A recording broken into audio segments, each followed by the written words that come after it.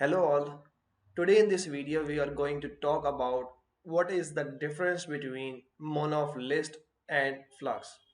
So there were some more points which we are going to cover in this video, like when to use MonoVsFlux and when to use flux, benefits, use cases of both.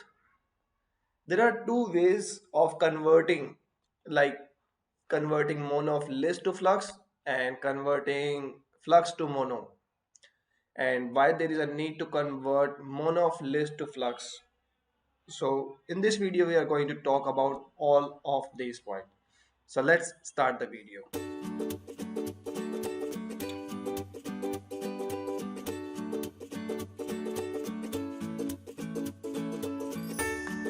So with the first point, when to use MonoVsFlux and flux.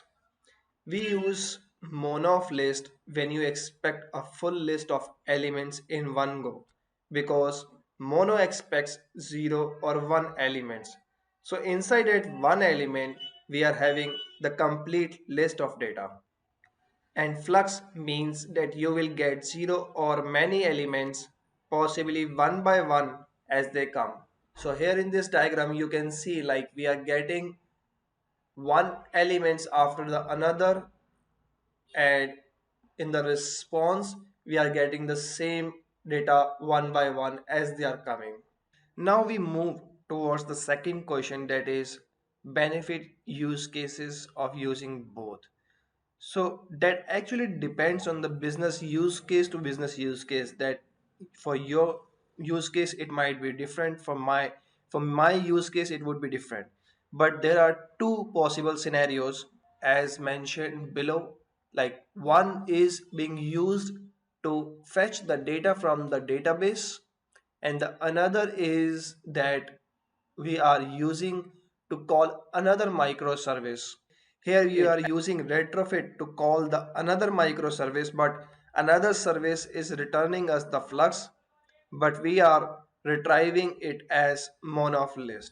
Now we talk about the two ways of converting MonoVsFlux to flux. First is the flat map many, and the second one is using the flat map iterable. By using these two methods we are able to convert the MonoVsFlux to flux. Now we talk about converting flux to a monolist. So there is one way to convert flux to monolist by use of the collect list method. We get the monolist from flux. Now the last point, here we see why there is a need to convert monolist to flux. To perform asynchronous processing on the elements, we need to convert mono of list to flux. As an example, we can see below that mono of list is being converted into the flux, and we can then perform our own operation as a asynchronous way.